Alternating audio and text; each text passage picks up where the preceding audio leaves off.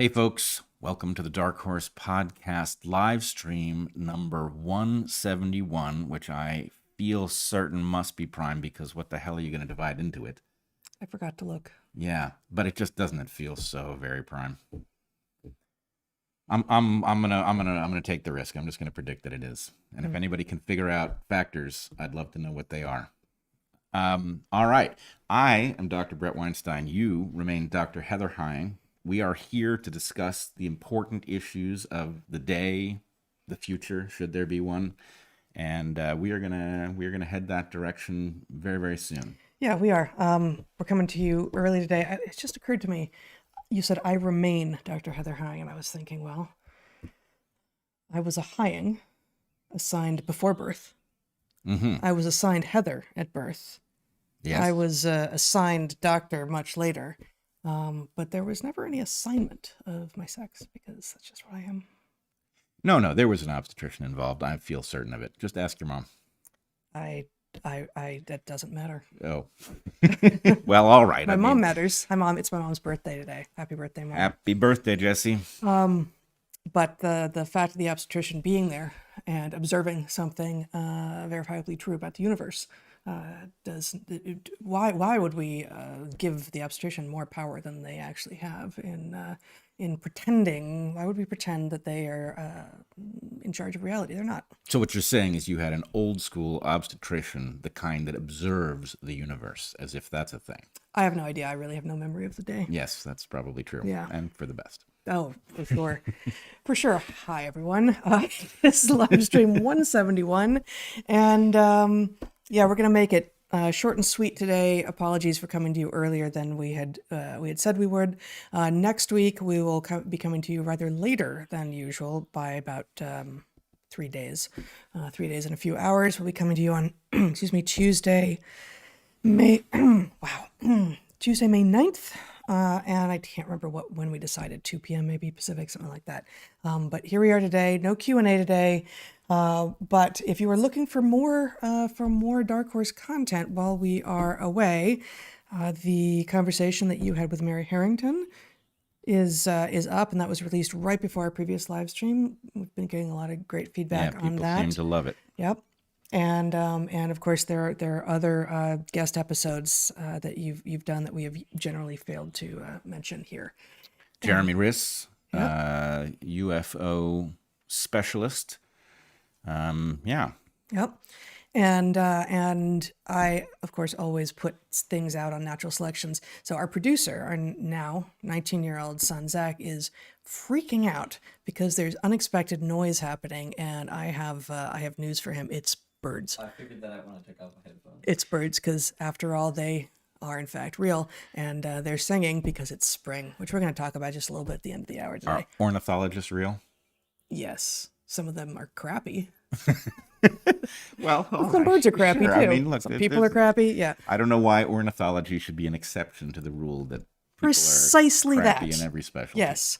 I don't want to believe all ornithologists any more than I want to believe all anyone. I'll believe all ornithologists. That's That right. would be a thing. Mm-hmm. Yep.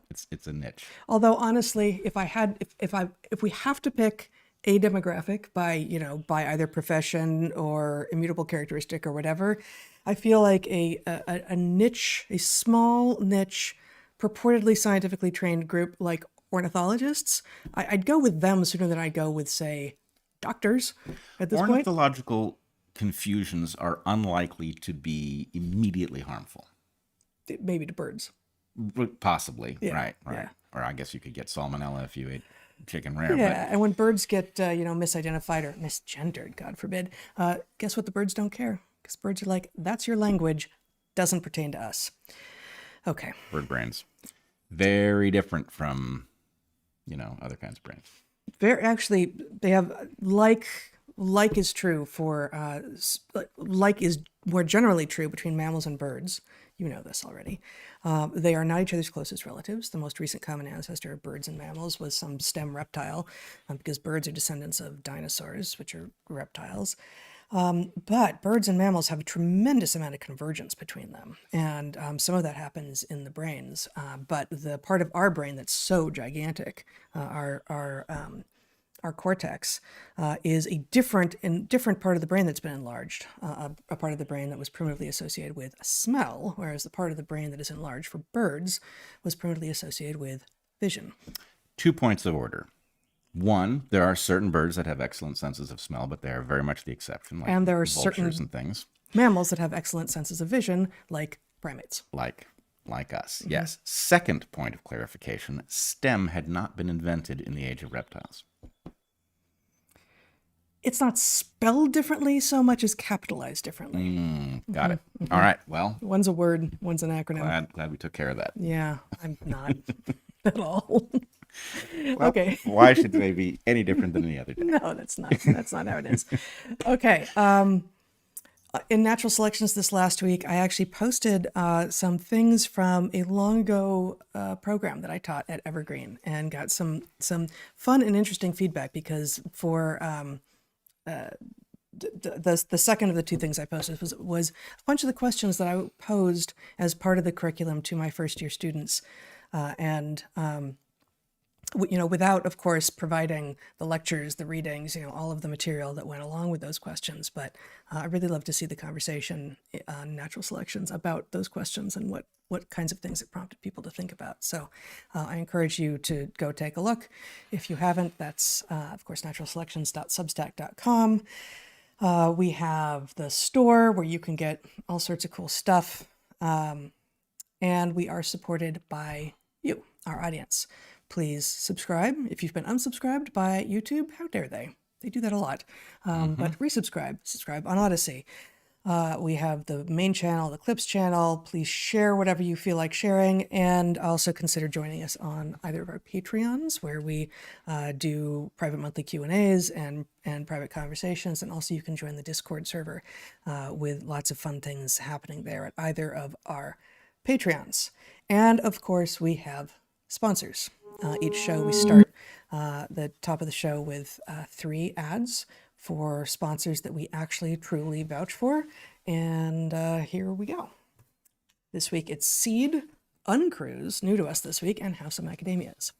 Seed is our first sponsor, a probiotic that actually works. Your gut and your immune system work together, coordinating your body's response to the world both around and within you. Seed helps improve the health of your gut microbiome, which means that it supports you becoming healthier overall. Once you decide to take Seed, though, how will you remember to do so?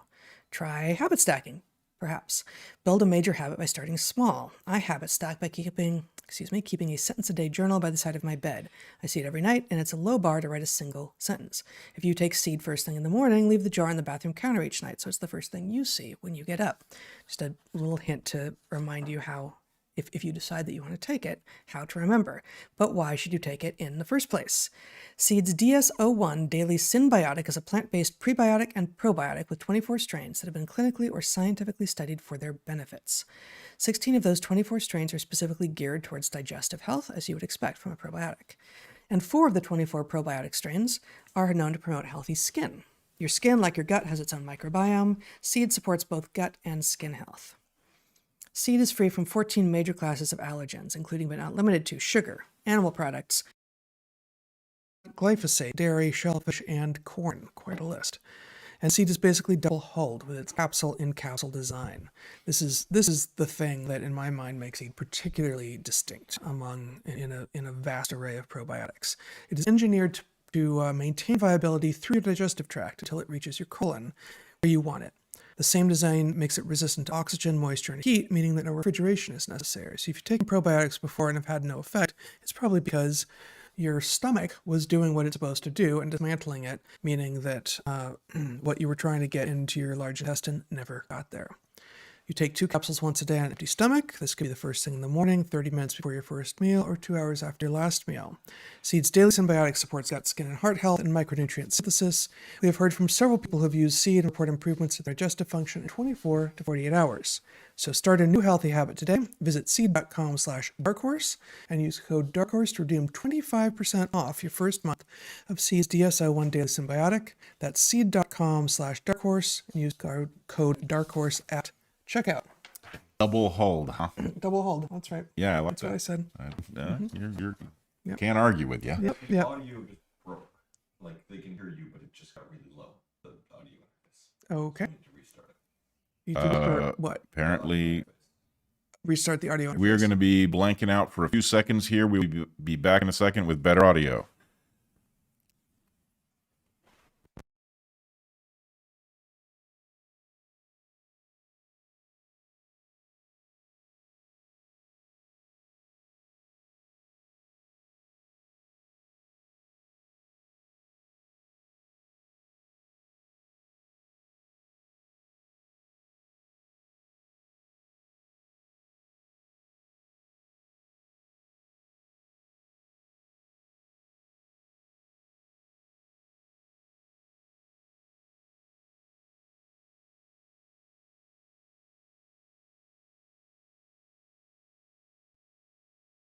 Audio is better. Sorry about the interruption.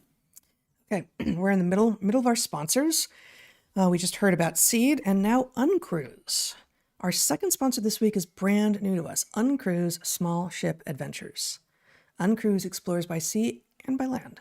They have boats that hold orders of magnitude fewer people than most cruise boats, and they take their passengers to some of the world's most magnificent places.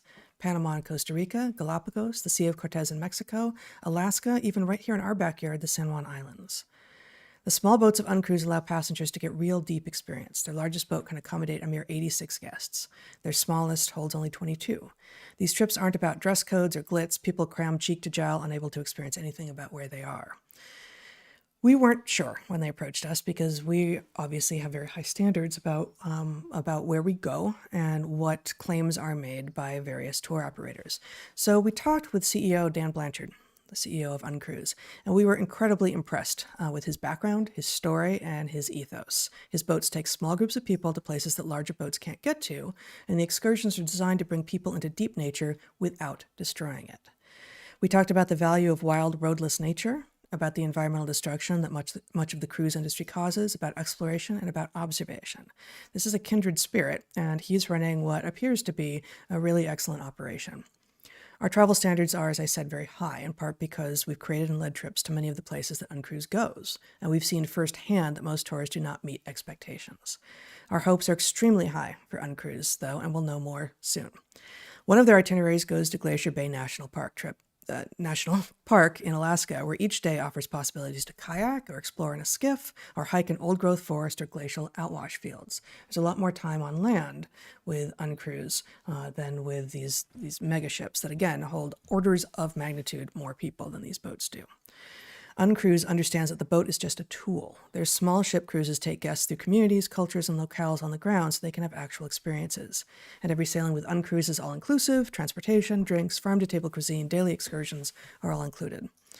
Uncruise is giving DarkHorse listeners a fantastic deal. $500 off their current cruises, an offer that you can combine with other savings, including their last-minute to spring and Alaska trips, which are already discounted. So you can pile this deal on top of their other deals going on right now.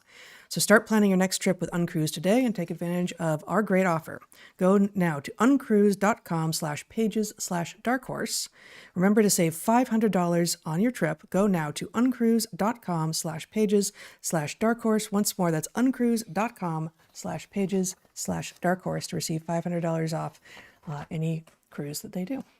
You can tell it's a very different kind of cruise because on the list of equipment that they have you compile, rubber boots. That's right. Yeah. Near and dear to our heart. We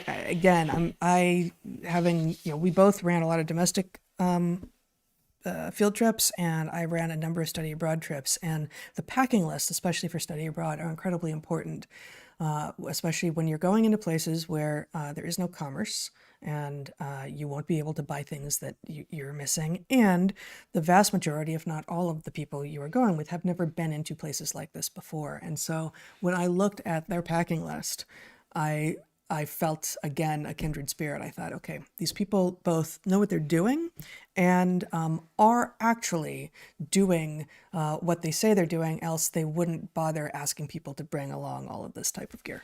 Yeah, absolutely. Yeah. Very exciting. Mm-hmm. All right, our final sponsor this week is House of Macadamias. Tree nuts are delicious and nutritious. They are generally high in fat, yes, and low in carbohydrates. That's good.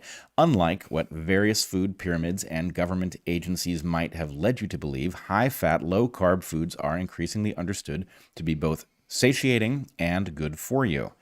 But each species of nut is different, and for many of us, macadamias are the best. Ain't that the truth? Macadamia nuts take a very long time to grow, however, and because they are both rare and highly sought after, have the dubious distinction of being the world's most expensive nut. Between the taste and the health benefits, though, they are worth it. They have even fewer carbohydrates than most other nuts, for instance, half of what cashews or pistachios have and 2/3 of what almonds have, which makes them a perfect snack for breaking a daily fast and controlling blood glucose. At some point, we should do a segment on cashews. It's the craziest thing ever. Like the biology of the The anacards. biology of cashews, Yeah. the dual component fruit. It's a very odd nut that Also- poisons a lot of people in the processing. And am I right? They're closely related to mangoes. Anacards, yeah. Yeah, it's like, okay, cashews and mangoes. I mean, Yeah, a not very super close, poisonous but family. yeah, totally. They Anyway, are This is not about cashews. This Right, is about right. macadamia. What They- are macadamia nuts closely related to? Well, they are. I wish I knew. They are also uniquely rich in omega-7s, including especially palmitoleic acid. I said it right. You did. An unsaturated fat that has been linked to natural collagen production and fat loss and heart health. That's too many ands, but you can subtract one later. The proteaceae. Those Proteaceae. giant crazy flowers. Oh, yeah. Yeah, okay. And House of Macadamia Wait, what is. did you just say?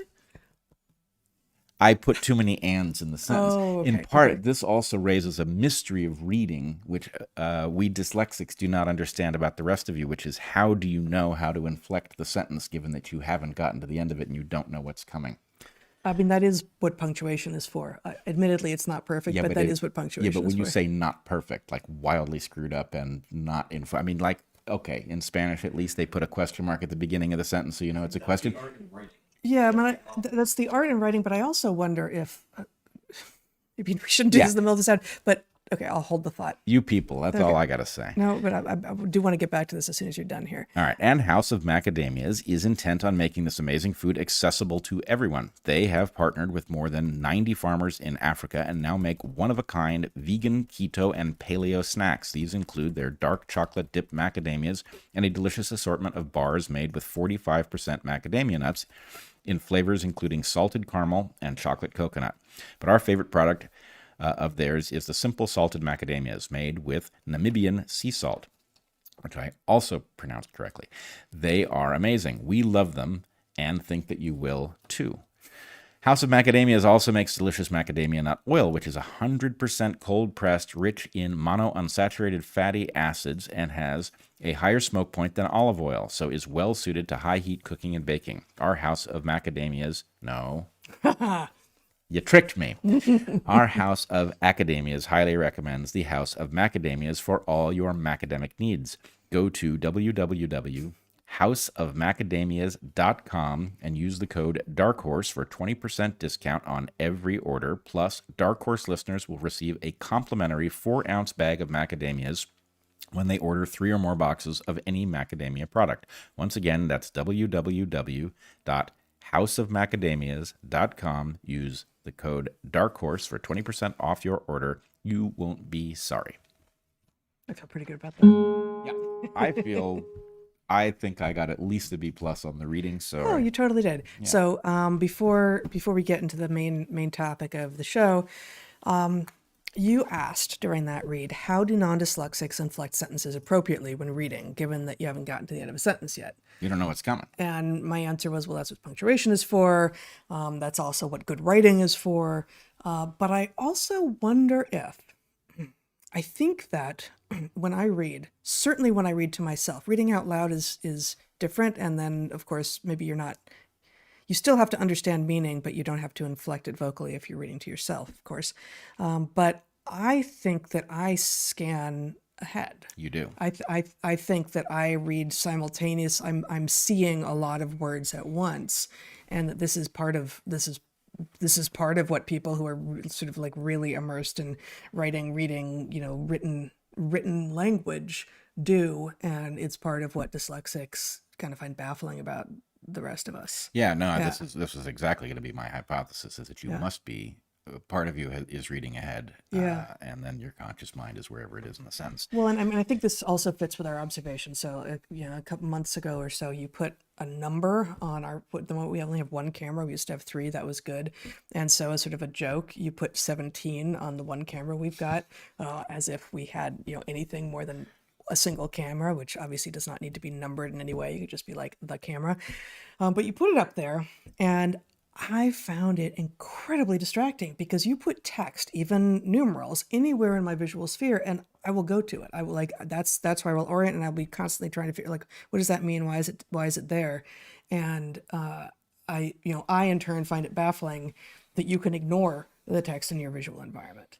Right. And I, having put it there, putting a prime number in a prime location, wondered why nobody had noticed that confluence of primes. I mean, it seemed so clear, and yet nobody. Now, have you noticed that I've reversed the 17? I told you to. Yeah. No, you told me to take it off. Oh, I did. And I reversed it. Yes. No, you reversed it right away. I was like, I can't live like this. Yeah. Right. Yeah. So It's just backwards now. There's a backwards 7 and a backwards 1. The camera came with I don't know, some huge number of numbers, and you could pick one and slide it in there, and I chose the 17. Okay. But Yeah. whatever.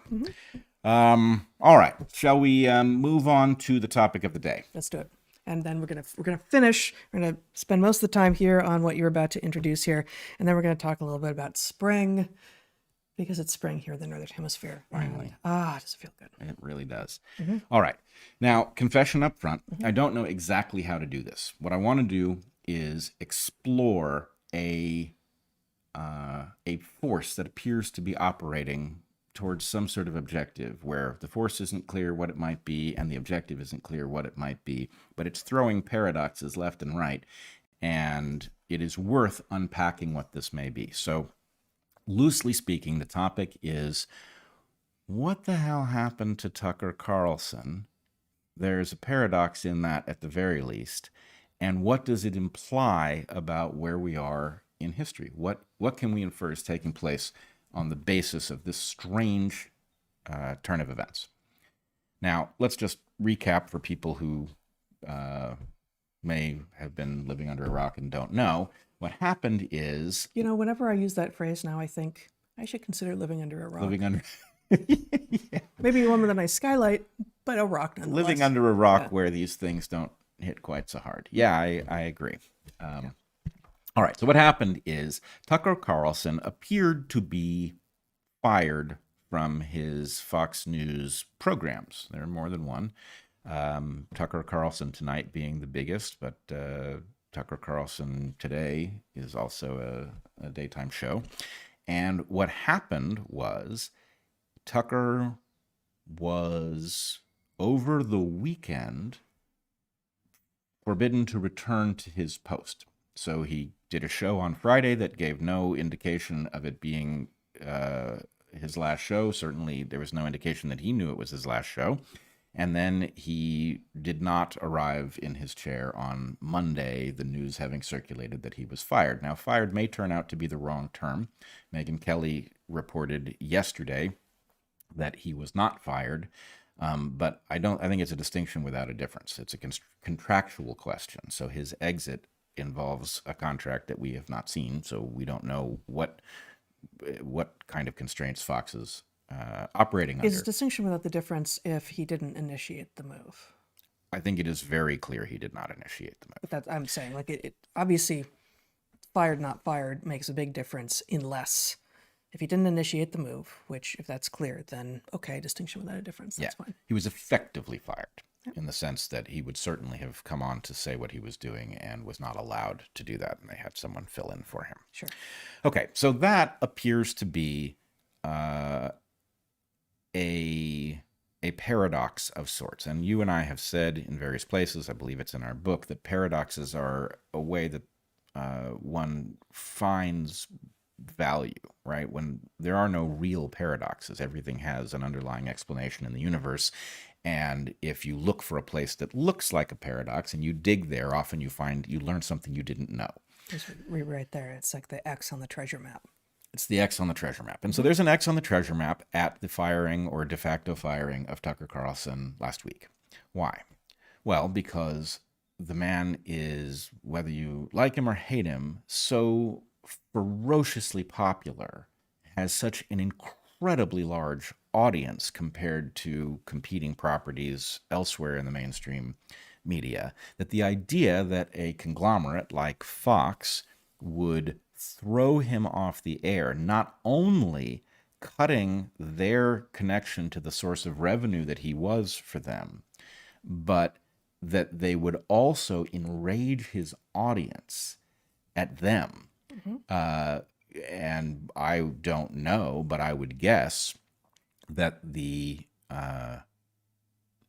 audience of Fox generally has huge overlap with Tucker's audience. He was the biggest star on. I've heard from more than one person this week, classical liberals, who had subscriptions to Fox, who are cutting them now, because and not to punish Fox, although that is a collateral benefit, but because that's why they were there. Yep, that's why they were there. And I know a tremendous number of people.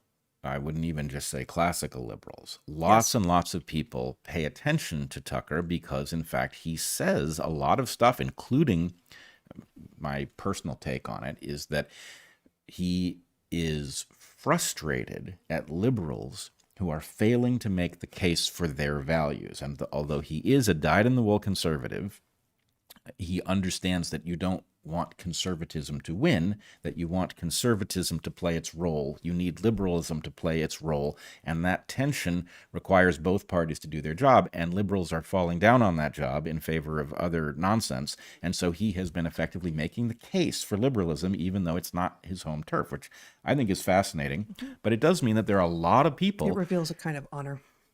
It does, which is another paradox. So paradox one, why would something that is apparently a for-profit business like Fox fire its biggest star with the largest audience and enrage his audience, which has a huge overlap with the rest of their audience? And the largest audience with maybe the only audience at Fox that has crossover appeal. Yeah, right. Or major crossover appeal. Yeah. The second paradox has to do with, have you ever run across the claim that Tucker Carlson is, for example, a white supremacist? Sure. Yeah.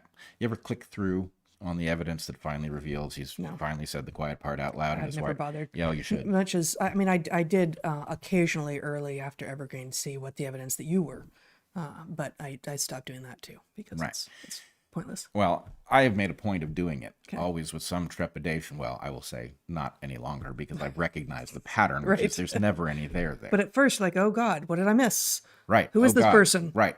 So you look at the tweet, it swears that he's finally revealed himself to be the white supremacist that he is, and then you click through and it turns out that he doesn't believe that our borders should be open.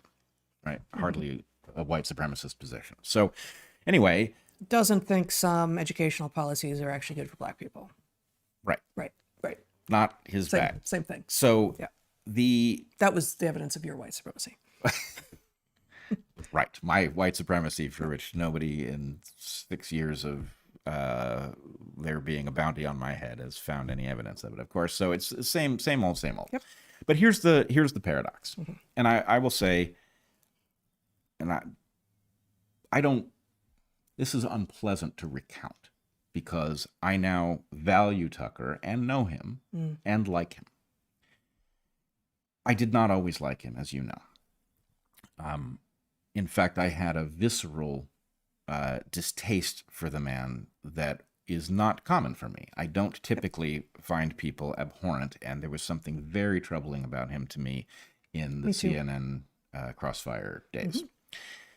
And so I have been stuck with a question since first interacting with him when he, in the week that Evergreen melted down, invited me to come on his program. And as you'll recall, but I will recount for the audience, I was reluctant to go on his show. I knew very little about what he had been up to in modern times. I couldn't be certain that it wasn't a trap. He and I were from opposite sides of the political spectrum.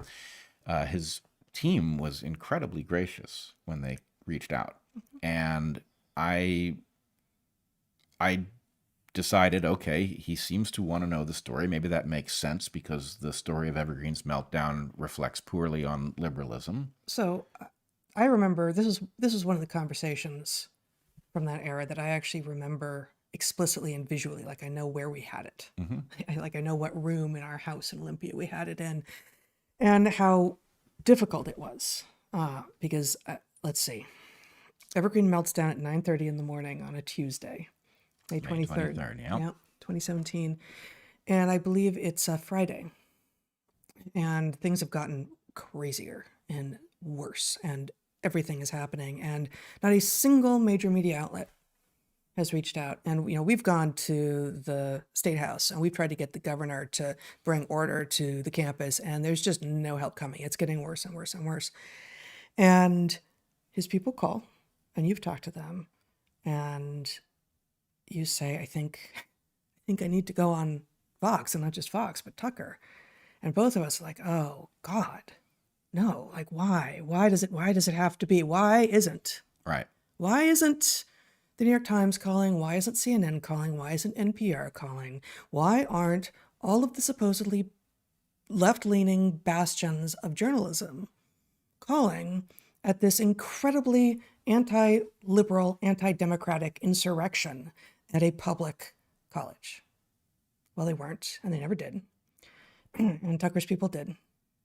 And you went on. I went on, and it was kind of a strange thing. They sent a vehicle. It's a long drive up to Seattle from Olympia, and we got stuck in traffic. So I was literally like threading the microphone through my shirt in the elevator. They sat me down in the chair. My hair is crazy. I'm shiny because nobody had any time to do makeup because anyway. So, and, I couldn't see Tucker because the way the studio is set up, you're just looking at a pair of eyeballs that have been drawn on a piece of paper above a camera. Anyway, very strange experience. And he's on the other coast. He's not in the same building with you. But anyway, the experience was one, so here's somebody I don't like who I think is probably using me to make the case against liberalism. And I'm there because the story needs to break into a larger audience. They are going to effectively snuff us out on the campus, and this mutiny is going to take hold of the place if I can't get the word out and nobody else is calling. So I go there because they've offered, and there's no other place that will have me, and I'm expecting him to be using me, and that's not what I got. What I got was a compassionate guy who actually, in spite of the fact that I'm some liberal professor from a radical college, and this person is supposed to be my arch political enemy, I got nothing but decency from him. And he was not, telling me, you see, we conservatives were right?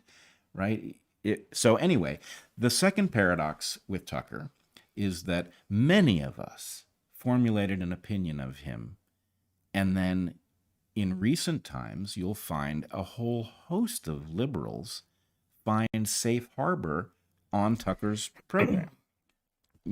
From Glenn Greenwald, who has long been participating across a political divide with Tucker, Matt Taibbi,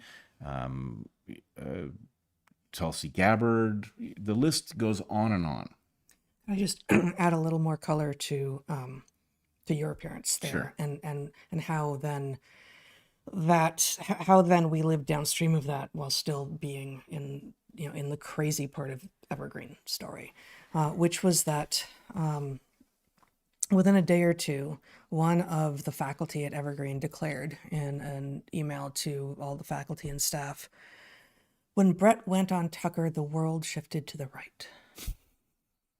And I looked at that and I thought about, launching more things. And I did not publicly respond, but I said, but at the same time, I was then monitoring your email because you were getting hundreds, sometimes over 1,000 emails a day at that point because it was public. It was your Evergreen email. And it was mostly from your appearance on Tucker Carlson, and I've spoken about this and we've written about this before, but the thing that I saw in the people who said, I saw you on Tucker and, was amazing. And they would always begin with, well, I'm on the right, you and I disagree politically, or I'm on the left, but I listen to Tucker because, or I'm in the middle of the country, or I'm in Tunisia, or I'm old, I'm young, I'm white, I'm black, I'm female, I'm male, like every demographic marker you could possibly expect. Highly educated, self-declared not educated at all of the possible demographics. And yes, this is a selected group of people who chose to write to you after seeing you on Tucker Carlson, but they said, thank you, sir. You and I surely disagree about many things. Maybe we don't, maybe we do. But I know that if I were to meet you, I could have a conversation with you, and that is what is missing in American discourse now. And as a result of those, which continue to come in for weeks, and still occasionally, but in just like droves and droves and droves for weeks, I thought in response to that confused, ideologically captured faculty member at Evergreen who had said, when Bret went on Tucker, the world shifted to the right, I thought, quite the opposite. Quite the opposite. When you went on Tucker, that opened up the world more to the left, and in the good way, not the thing that is currently masquerading as the left, but in service of conversation. And frankly, that is what you learned, and therefore I learned, Tucker Carlson was accomplishing with having all of these different guests on. Right. Which then points to the paradox. Yes. And I've been wondering about this since the day that I went on his program the first time. And I think I've been on Tucker Carlson tonight 4 times, and I went on Tucker Carlson today once. So, I've had a number of interactions with him.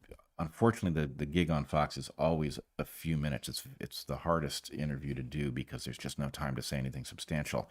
But his hour-long Tucker Carlson Today thing is quite a different environment, and it offered the possibility for us to interact without the camera on. You were actually there in the studio with actually him. Physically present. And,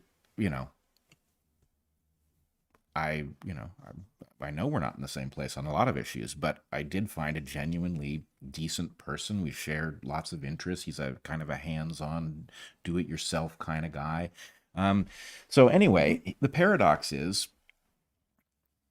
how do we reconcile the person who, has partnered with Glenn Greenwald over the span of many years, who reached out to me with compassion at a moment that he might have taken a victory lap for conservatism? How do we reconcile that person with the person that we thought was so awful, right? And what I've come to realize is that actually a lot of the sense about Tucker is a holdover from that prior era, whatever its meaning was, the crossfire era, the bow tie era. And I think the thing is, people assume, in fact, you will hear lots of people say, oh, people don't change. People don't change, right? And of course, what they really mean is that change is very difficult, and therefore, if you think somebody has changed radically, you're more likely wrong than right. But I think the evidence that Tucker has changed is actually readily apparent, and especially in the aftermath of his de facto firing, I've gone and looked at a number of things. His most recent talk at the Heritage Foundation, utterly fascinating. Absolutely recommend it. And some smaller podcast talks that he's done. And he talks about, rather like Glenn Beck, he talks about the fact that he regrets his early behavior in his career, that he feels remorse about it, that he thought he was playing a destructive role, right? Now that sounds like a person who has grown.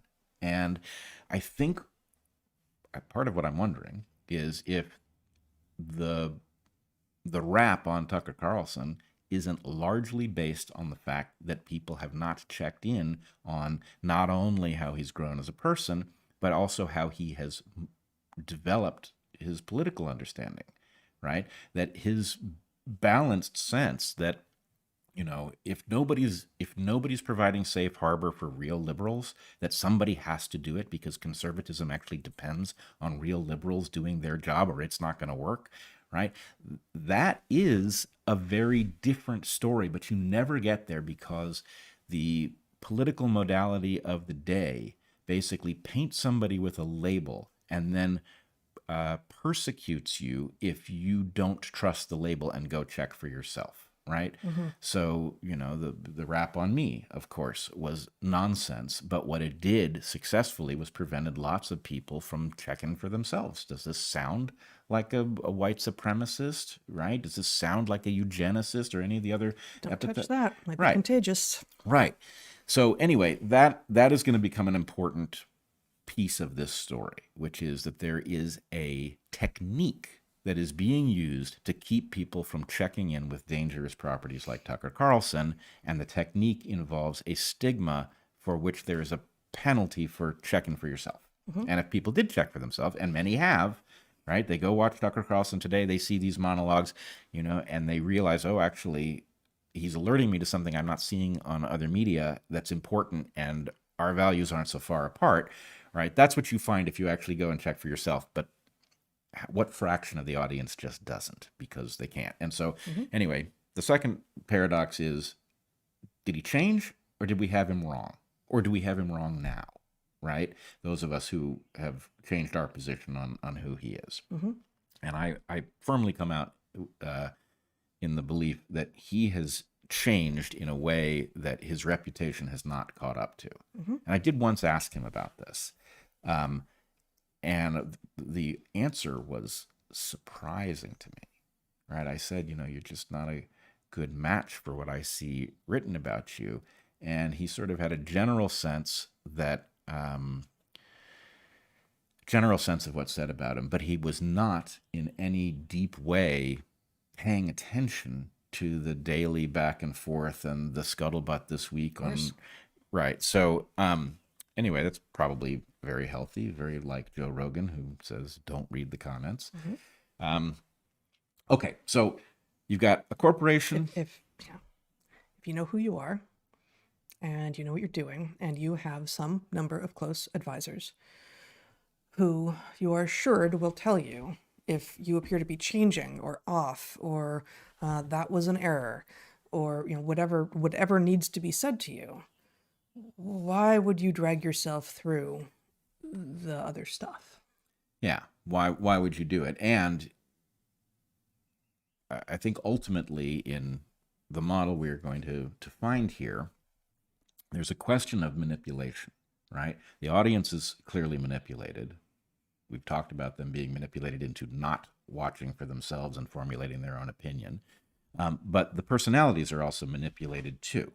And if you are tuned in, then the point is that is a conduit through which whatever is operating can access you and modify what you do in a way that is useful to it and not to you and not to your audience. So there is definitely a strong piece of that flavor. Now, what I want to do is basically throw a number of principles in together and see if they don't resolve the ultimate paradox that we're discussing, which is why would Fox News burn such an important property? And I do just want to. Fox recently settled a major lawsuit over allegations that voting machines were insecure. And I find the idea that they fired Tucker over this preposterous, given his importance to their business. I also would point out that they settled. They didn't lose a lawsuit. So, yeah, it's a large number, but they chose not to fight it. And this wasn't primarily a Tucker thing anyway. So none of that makes sense. It kind of suffices. If you're just looking for some explanation, you can resort to that, but it's not the right order of magnitude. And, so Fox appears to have cut off its nose. Yes.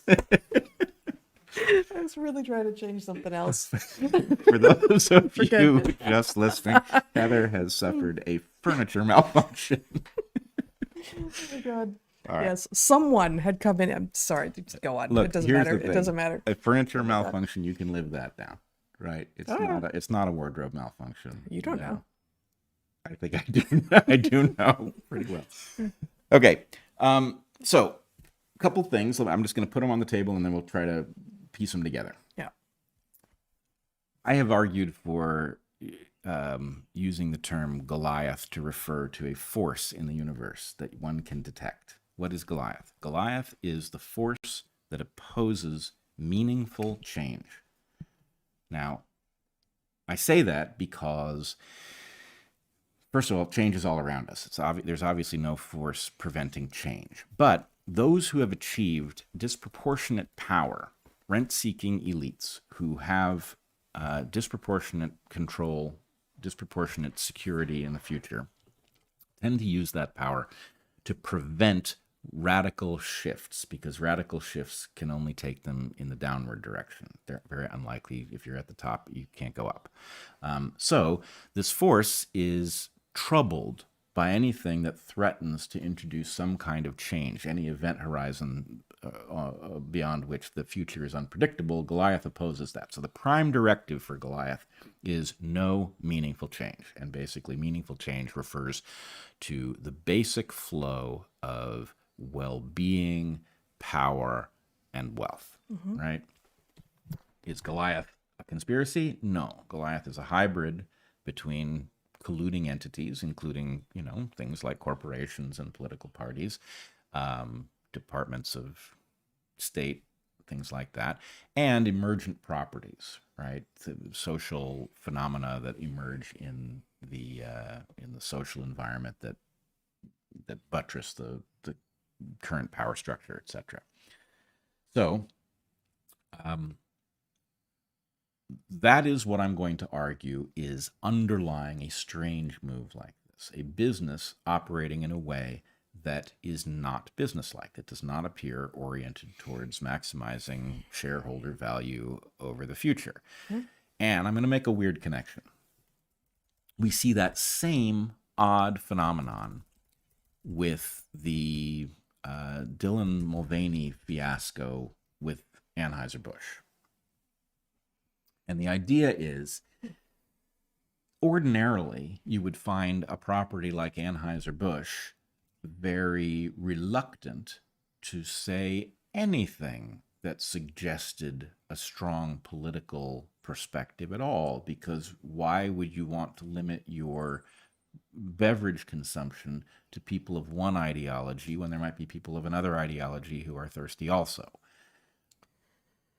Yeah, I guess I'm not as compelled that this is the same. That what's going on, that your model, you're asking a question about why Fox appears to be acting in a way that isn't good for Fox's business. And is the answer the same as the answer to the question, why is Anheuser-Busch acting in a way that doesn't appear to be good for Anheuser-Busch's business? Now, the VP of whatever at Anheuser-Busch who made the decision to hire Dylan Mulvaney is on some sort of extended leave of absence now. Not clear. I haven't kept up with the story.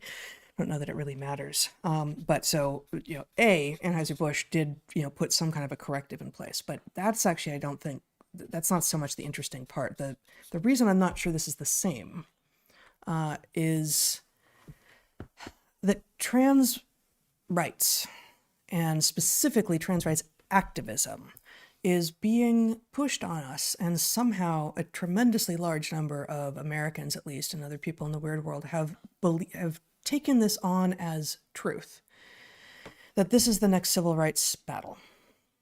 And if you really believe that trans rights is the civil rights battle of the day, and that you also, if you were sort of looking around going like, man, the 60s must have been an amazing time to be alive, really fighting for the thing that should have been the case all along, civil rights was finally happening, we were finally getting there. That wasn't, especially in retrospect, right? Civil rights wasn't a political position, it was a human position. This is like, this is what we all should have recognized, and we understand to some degree why we didn't, but here we are finally catching up to our shared humanity, and let's go. But trans rights aren't like that. Sorry. No, for a number of reasons, and we've talked about it a lot. But in part because this is a, opt in, you don't have to do anything but, put on a woman face and you get to claim to be a woman. And maybe more to the point, you just, well, boy, I feel like I'm trying to go in too many directions here. I think you're what you're saying makes sense, but I think in some sense it's the cover story. And this is the place where, well, but it may work because you've actually got people convinced that if, pick your hero, if Martin Luther King Jr. or Malcolm X were the civil rights leaders that we all needed in the 60s, maybe Dylan Mulvaney is the leader that we all need in the 2020s. And that's, reprehensible on its face, right? But I think a number of people actually believe that, and so maybe something underlying, like why is the trans rights agenda cruising with such alacrity through all of our lives is of course a bigger and maybe more interesting question. But people have compelled themselves because they really think that not only are they on the right side of history here, but that you couldn't possibly, there is no possible explanation for being on the other side of it. right. And that's why it is a beautiful bludgeon, right? Because if you can successfully get people to make one leap, that this is the same as the fight against Jim Crow or the fight for the freedom of people to be openly gay. If you understand this is that fight, then you can look at the map and you can say, well, oh, I know who the people are who, tried to block the schoolhouse from black kids attending, and I'm going to be on the other side of that fight. I remember what their angry faces looked like. Right, exactly. And I don't want to be remembered by history. So people are terrified of being on the wrong side of history, and they have falsely been led to believe that this is a story they already know. It just has a new subject, right? But I would point out, Dylan Mulvaney and Anheuser-Busch, that's one example of something that we see again and again and again, right? Twitter was another such example, right? Twitter was throwing people off for saying perfectly mundane things, right? Now, there was a conservative bias in who it was punishing, but of course it punished all sorts of people. It punished Unity 2020 when we were really just trying to elect courageous, capable patriots to the White House, right?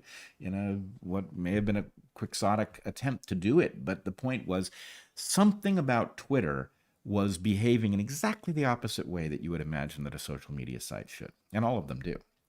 Right? A social media site is in competition for attention, eyeballs, people willing to spend time on Twitter. Why is it throwing off users who, like Megan Murphy, are simply asserting that men aren't women, right? Even if the people at Twitter disagree with that, this is a perspective for which there is an audience who would come to Twitter and make Twitter wealthier because the overall Twitter audience is bigger. Same thing, obviously, with YouTube, where we remain demonetized for closing in on 2 years now. But I just saw today or yesterday that I guess Kim Iverson had an interview with Robert F. Kennedy Jr., who is running for president. And this interview was not even that recent, Right. But they took it down. They struck her channel. Yep. For daring to speak with someone who is running for president because he suffers from wrongthink. You know who As else do had so many of You know us. who else had Robert Kennedy Jr. on? Tucker. Yeah. Yeah. So this is going to. So I did on the list of corporations behaving badly or weirdly. Gillette. We've now forgotten. Gillette did some gender weird thing several years ago and created a huge uproar. And again, How about Hershey's? for Right, for- Women's Month, National, whatever the month was. But and then I think it was Daily Wire who came out with their own brand of chocolate, she, her, without nuts, and he, him with nuts. Yeah. If you need someone to Pretty tell good. you which one's which, it's the wrong chocolate for you. Right. So, Yep. okay, we've got a phenomenon. Corporations behaving paradoxically with respect to what they're supposed to be doing, which is making money, and more to the point, their fiduciary responsibility to their shareholders is to put those shareholders in a good position. So why are they politicizing their products when, conservatives and liberals need to shave, drink beer, whatever it is, or discuss things online? All of this is so paradoxical. Now, Did you say conservatives and liberals need to drink beer? yes, well, Just wanted to they go all back and they, check on that. they both drink Okay. beer, and therefore you might imagine that a beer producer wouldn't want to piss off part of that audience in advance. Yeah. And in fact, You're not claiming it as a human right. I mean, though. look, this used to, no. Well, I'm now in a predicament because I can't drink beer, and so if it's a human right, maybe I'm being oppressed. But because of the gluten. because of the gluten. Yeah. But I would point out, in the past, let's take the Coors Corporation.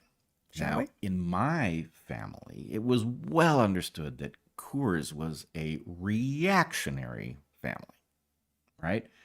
The brand, the family that owned the brand was reactionary. Right. And so there was some like grumbling about people drinking Coors because it's like, why would you enrich those folks, right? But Coors wasn't being political in their ads. They were doing the opposite. They were obscuring the fact that, or Knott's Berry Farm or any of these entities. Which, for those who didn't grow up in Southern California, was the third amusement park after Disneyland and Magic Mountain. Yeah, it was the Circus Vargas of amusement parks. But anyway, the point is, brands used to go out of their way not to connect their politics with their product because money is money, right? So, paradox is why in the current era are these corporations behaving so weirdly and firing their top star and all of these things. And of course, business people are currently shouting at their television. No, we're not on television. Their screens or their speakers, because the answer in some sense is obvious, the proximate answer. It is ESG, right? Now, ESG stands for environment, social, and governance. Social and governance, right. Which is... So ESG Were you going is... to show... Yeah, I'm this going to video show that a you little video. forced Maybe on we me? should just do that. It will explain itself. Okay. Zach, cue the ESG. But before you show this, so what's the source on this? This is CFI, which is some sort of we're going to get back to what ESG is, but I believe it is like a ratings agency. It's basically a facilitator of ESG in the market. CFI is. Yeah. Okay, you might have to give me 10 seconds. ESG stands for Environmental, Social, and Governance. You can think of it as an analysis framework to help measure and quantify the degree to which an organization is operating in a sustainable manner. Environmental assessment criteria help stakeholders understand an organization's impact on the environment and the climate, like its greenhouse gas emissions, and its management team's stewardship over natural resources, like fresh water. While understanding environmental risk and impact is a big part of the ESG framework, the concept of sustainability in this context extends well beyond just the environment. The S pillar, social, examines an organization's social impact. It seeks to understand how well leadership manages relationships with stakeholders, including fair wages for workers, generating positive outcomes in the communities where they operate, and taking accountability for the actions and inactions of supply chain partners in other parts of the world. The G, as we know, is governance. So, how is the firm led and managed? Stakeholders are increasingly taking note that a healthy corporate governance function can make or break progress in the E and the S realms, but can even create existential threats for business operations more broadly. ESG as we know it evolved from a number of older sustainability-themed acts and frameworks, including EHS, environmental health and safety, and CSR, or corporate social responsibility. But these older frameworks took more of a philanthropic approach, implying that management teams should do good because it's the right thing to do.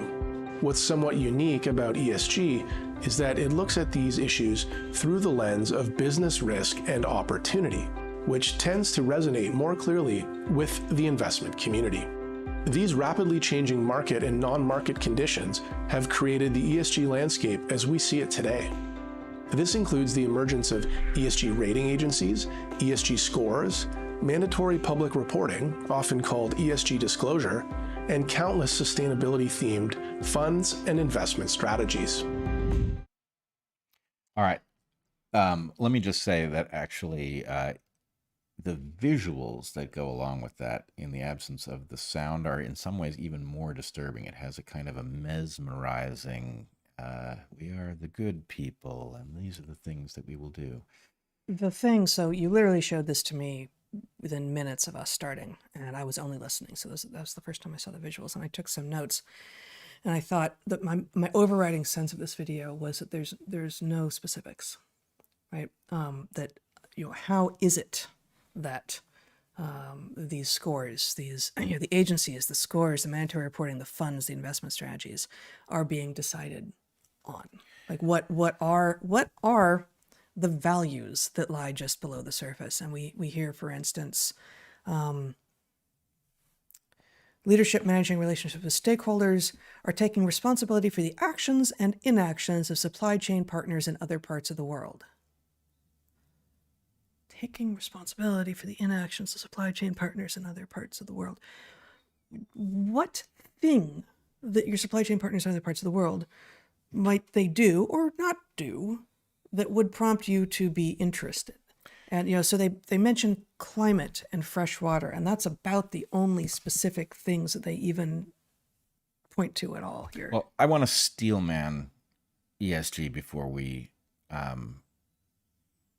reveal what it actually is. Yeah. Okay. Because there are a couple, first of all, let me just say, as a lifelong progressive, I believe it is actually philosophically all but certain that our top priority ought to be sustainability properly defined. That before we get to anything else, humanity should never deliver the next generation a lesser world than the one that we were handed, right? Mm-hmm. Because if you start doing that, it's a very short ride, and there are lots of competitive dynamics that will produce that. So I understand the devil is in the details. Defining what it means not to deliver the next generation a lesser world is not an easy thing to do. So operationalizing that is not something I'm even claiming can be well done. But philosophically speaking, our obligation to future generations is something we are falling down on. And sustainability, if we were reasonable and just to use common parlance, sustainability should be our top priority before we get to anything else. And there is a game theory problem in sustainability, which I won't go deeply into, but it's a very well understood problem that goes by the name of collective action in academic circles. And basically what it means is that if each party pursues the best course of action for its own well-being, that the global well-being is decreased by lots of phenomena. In other words, the ability of any corporation to reduce pollution enough to make a difference is tiny.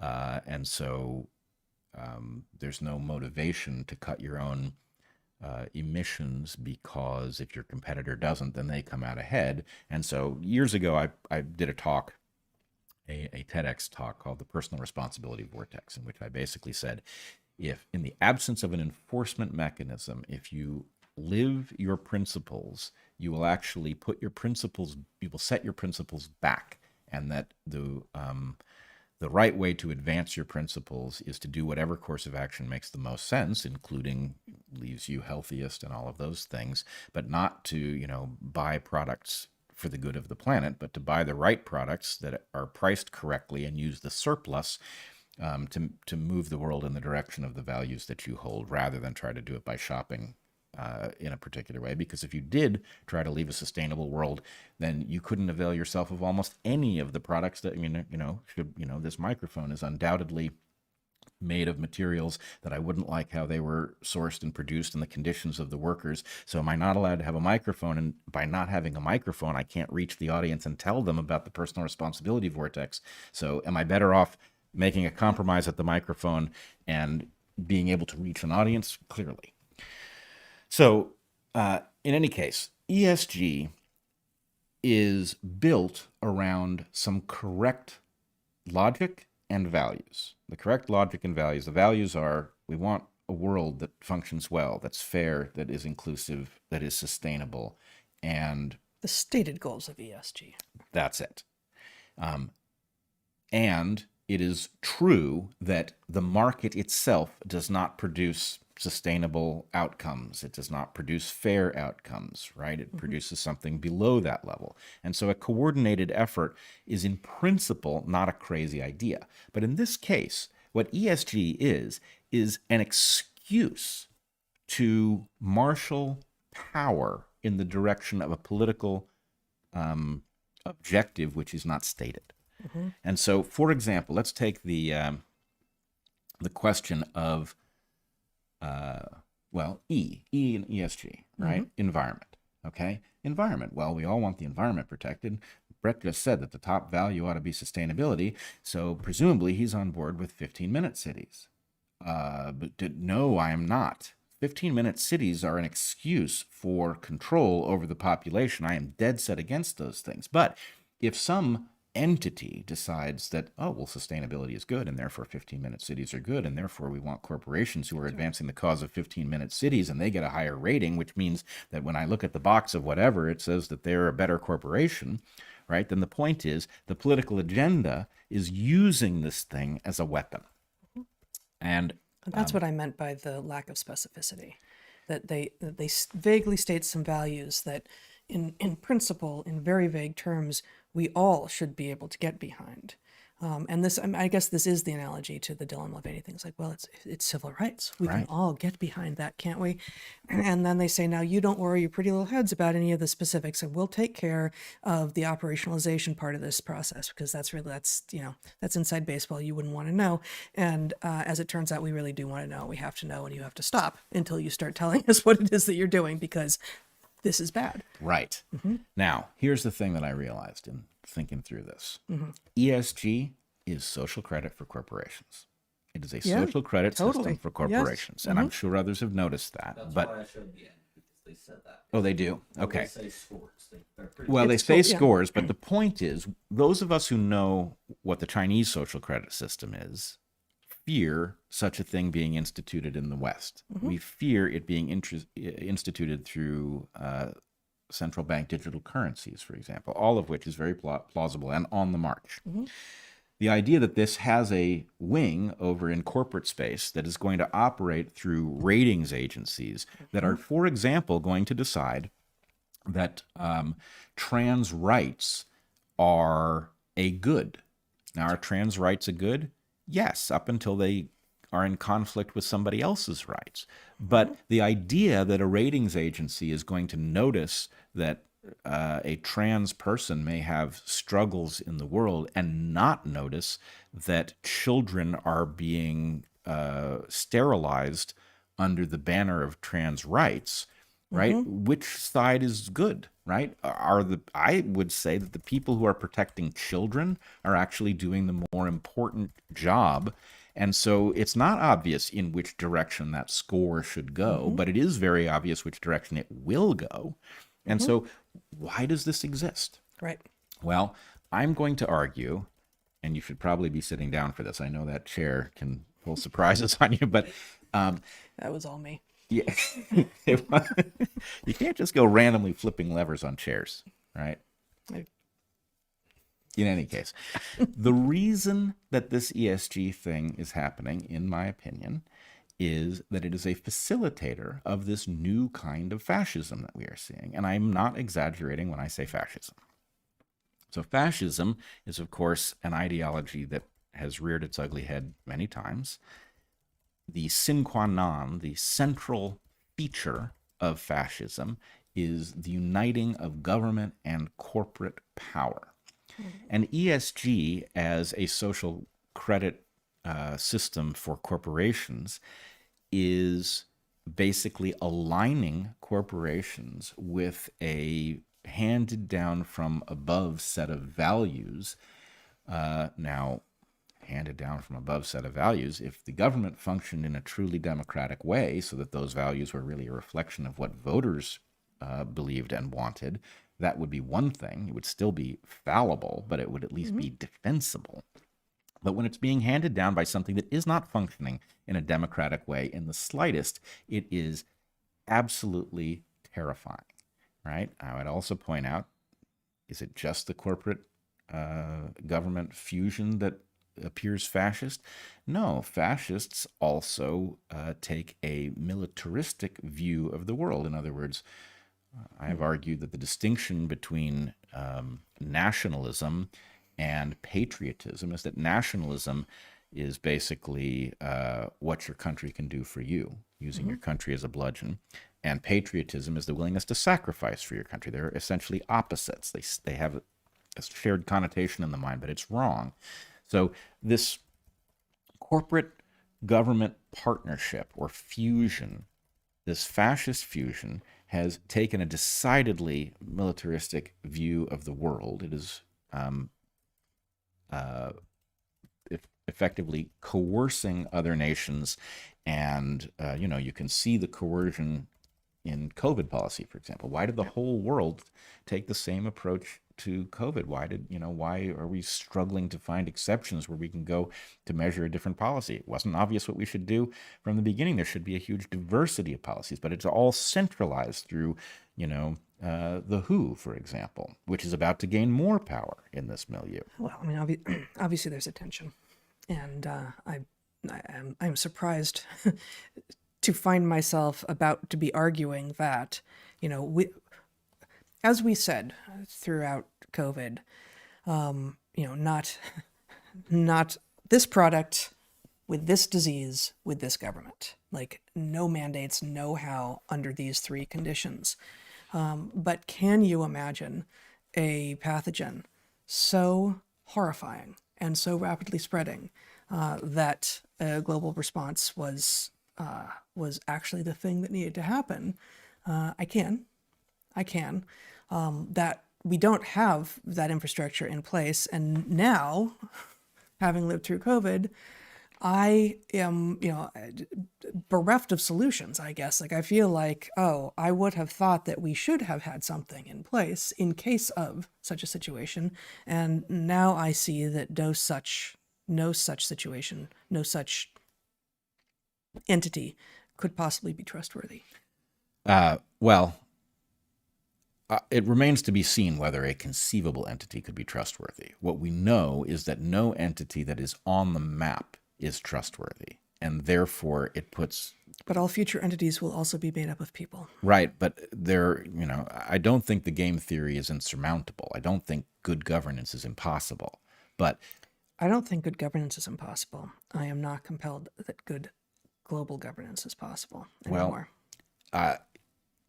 Let's put it this way. We are depending on the fact that somebody can come up with a scheme, but the solutions of the 18th century are not up to the challenge. That is true. What we have is a landscape full of malignant entities. And so I agree. I'd love to have a global public health authority that actually was interested in public health, had enough humility to figure out when it was making an error and stop making it, was inclined to recommend the obvious in order to improve public health. And we have none of those things. Right. Even the WHO continues to recommend, as it was doing before COVID, through COVID, and now, that if you go outside while the sun is high, you absolutely must cover yourself in sunscreen or clothing because the sun is poison. Yeah. And I don't know that they use that language, but it's not them. But Right. then who is it? Which is insane. Yeah. But all right, so let's begin to tighten this model up a little bit. Yeah. You've got ESG, which is being used to align corporations that are not naturally aligned. It could be used, something like it could be used to align them in the direction of things, solving game theory problems. But this is really functioning as an excuse to align them around a particular set of signals that they are on board with the crypto fascist move that we are now collectively being dragged into. And so along the lines of, why would Gillette or Anheuser-Busch thumb its nose at some huge fraction of its market? Why would Fox News burn Tucker Carlson and his audience in a way that is infuriating, right? People who would ordinarily, if Tucker had quit, would still be Fox News viewers, are enraged at this, as they should be. So why would they do that? And I was talking to Zach about this in the car this morning, and he reminded me of a concept. It actually, the first time I said it was I think it was the last time I met the last class I taught at Evergreen. We met in a park. Maybe it wasn't the very last time. It was the second to last time I met them. Met in a park because it wasn't safe to be on campus. And I had been invited to go on Joe Rogan's program. And I barely knew who Joe Rogan was.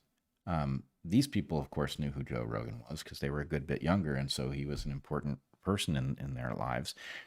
And anyway, I gave them a little talk about the oddness that their professor was going on this apparently important program and why that would be happening based on what was going on at their school and all of this. And I said to them, take very careful notes on what's going on. We will not be back this way again, right? I knew that this was a one-way trip, that this was not something that was going to be put back together. It couldn't be. And so anyway, why would Fox News burn Tucker Carlson in this audience? Because they're playing a new dynamic in which they know they won't be back this way again. They don't need Tucker, or they need to have Tucker Carlson gone more than they need him for some nebulous future in which they're playing their traditional role. That's the thing that I want to surface here, is that they are actually,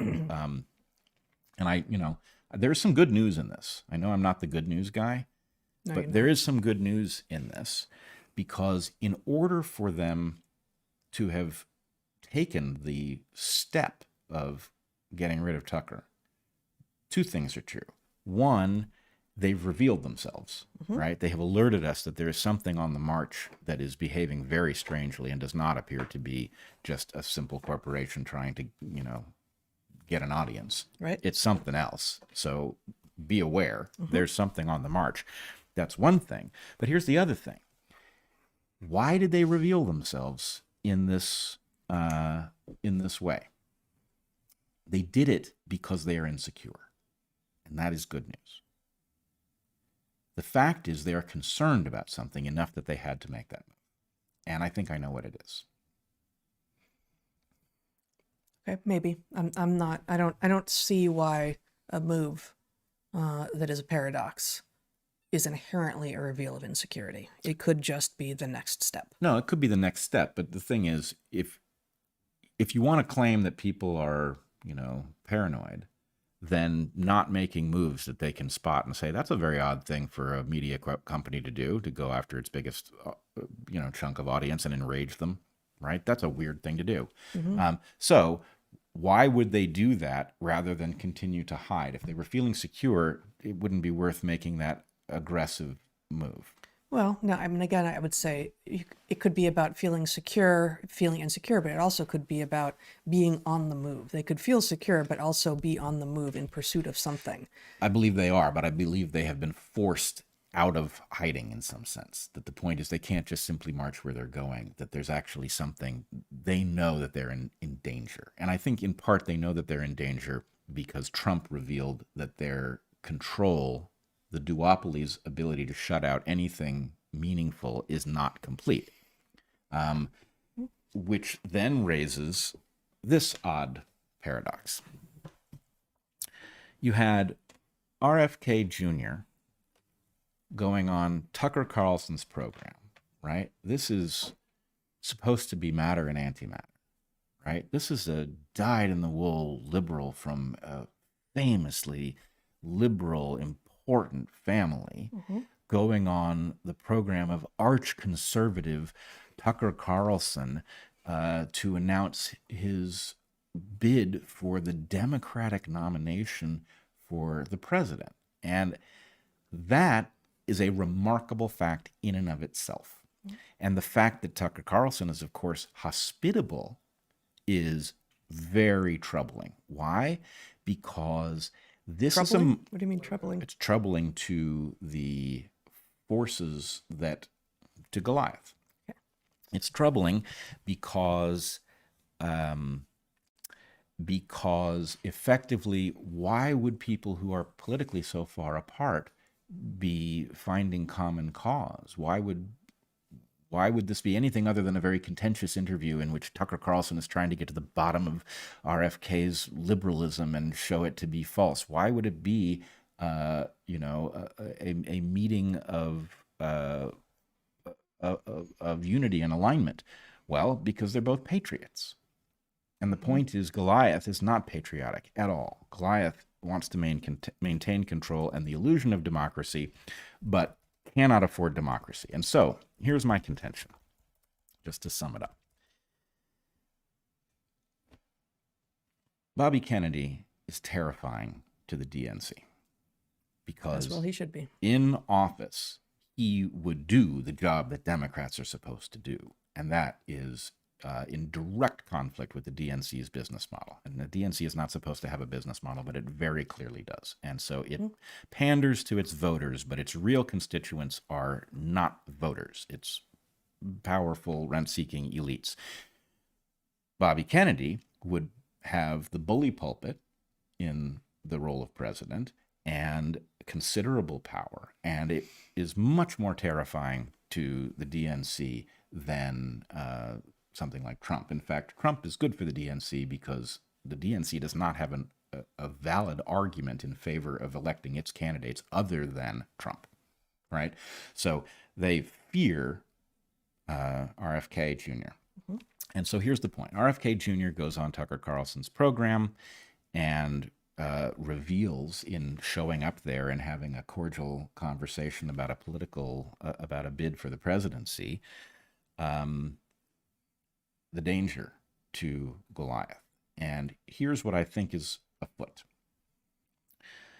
Tucker Carlson's position has been very similar to what happened in podcast world over the course of the last 4 or 5 years.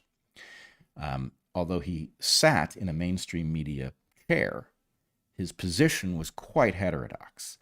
And the point is, if you were going to make a move in which you were going to somehow learn the lesson that Goliath should learn from COVID and realize that although it owned all of the big media properties, that it could not maintain control over the narrative, and that truth emerged, not fully, but across lab leak, across repurposed drugs, vaccine safety and effectiveness, the proliferation of variants, all of these things, the actual narrative broke through the media control because Goliath did not understand what podcast world was or why anybody would listen to somebody in a man cave or any of those things.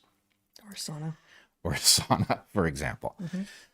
So the point is, let's say that that's going to happen over the course of the next electoral cycle through the presidential What's election. going to happen? That we are going to have a battle in which the mainstream media is all going to sing from the same hymnal, and podcast world is going to reveal the insanity of that hymnal. And worse, Twitter, being a free property because Musk has freed it, is going to be a place where we can discuss the paradox of why the mainstream media is focused on a narrative that's obviously not true, right?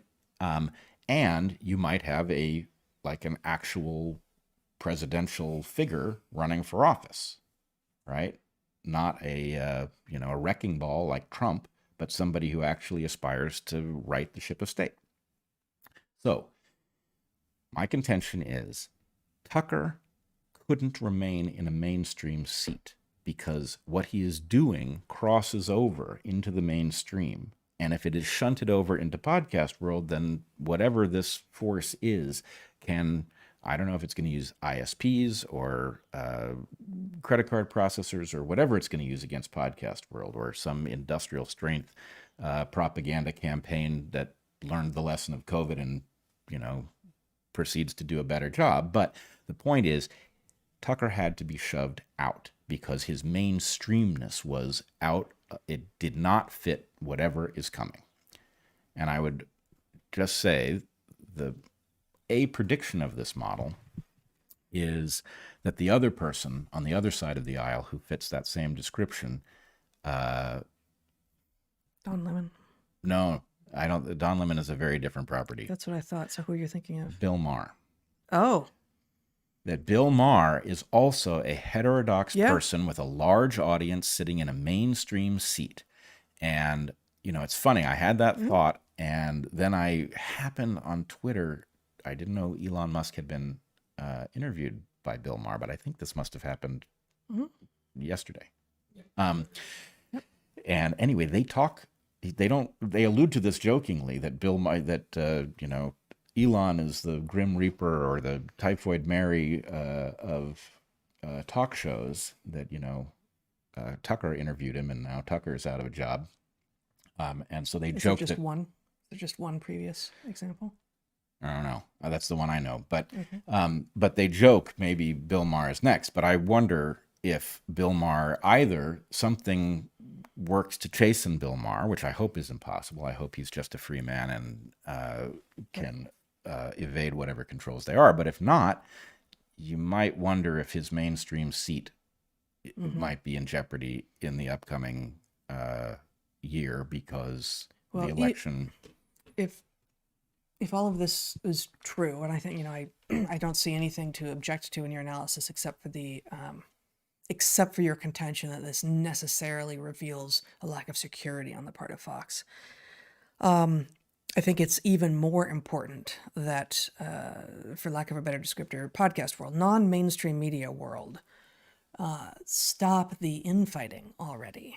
So you mentioned podcasters and Twitter, and obviously in written word, Substack is the main contender there, and the shenanigans that Elon Musk continues to pull with Substack are untenable. Like that is breaching unwritten, unspoken agreements, sort of gentlemen's agreements that I think we assumed that we had, and that really should go back into place, because we're in it. We're in it for society here. Like this is big. Goliath is super powerful, and as much as a single billionaire like Musk is going to be very, very powerful himself, if Podcast World and Bobby Kennedy Jr. and Twitter and Rumble and Locals and Substack can stop the infighting, then we have a better chance. So at the moment, just as a reminder, briefly, Twitter had stopped allowing any Substack links to be clicked through on at all. You got an error message, this might be dangerous stuff. And that actually stopped happening while we were talking about it on air a couple weeks ago. But quietly, and I've heard no one talk about this, what has replaced that insane policy is now you can link to a Substack, but it just shows up as a line of indecipherable, hot linkable text, and the social media assets don't come along with it. So you don't get the image that comes along with the thing, and it's not interesting to share, and so stuff is not being shared. So come on, stop that. There is no reason beyond the really petty competitive stuff between a future Twitter property and what is established as Substack, and the future Substack property. Notes on Twitter, going after each other competitively, but this is not helpful. So I'm going to propose something. The unholy alliance built around ESG has to have a countervailing force. And the countervailing force is those properties that are actually built to protect the values around the West, around which the West is founded. Most importantly, a free exchange of ideas. And so what I would propose is that the countervailing force, the honorable alignment, and I'm not suggesting these businesses aren't in competition, but the honorable force should be the internet beyond the wall. And Internet the idea, beyond the wall, internet okay. beyond the wall, the free people of the internet need to look out for each other. We may have our differences, but we need to look out for each other, because the real enemy is Goliath, and that is enough of a hazard to the West that all of the other stuff is secondary. So yes, Elon, I would ask you, maybe there's stuff we can't see, but please be mindful of the fact that the public square cannot be a monopoly. That's not how it's going to work. That's right. So we have to go. I hope that spring is still happening the next time we see you guys, because we have been seeing some amazing springy things with foxes and swallows and ladybugs and eagles. And I'd like to talk about that perhaps next time. I don't think we have time now. Excellent. We will be back on Tuesday, May, my calendar, I think it's March, May 9th at 2 p.m. Pacific, and then the following Saturday, May 13th, at the usual time. Unless it's going to be a little while before you see us again, but there's lots of other things to do. Again, it's spring, and if you're in the Southern Hemisphere, it's fall. Get outside while you still can with short sleeves on, right? So yeah, thank you, as always, for joining us, and until we see you next, be good to the ones you love. Eat good food and get outside. Be well, everyone.